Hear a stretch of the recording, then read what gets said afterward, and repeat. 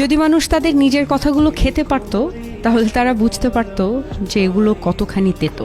মানুষের মুখে বলা কথার একটা আলাদা শক্তি আছে।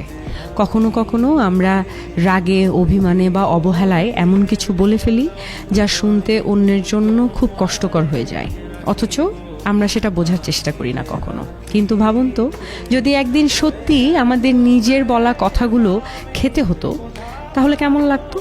মিষ্টি বা ভদ্রভাবে বলা কথা হয়তো সুস্বাদু লাগতো, কিন্তু কটূক্তি, অপমান বা কষ্ট দেওয়ার মতো কথা হলে সেটা হয়তো একেবারেই স্বাদে তেতো আর গিলতেও কষ্ট হতো।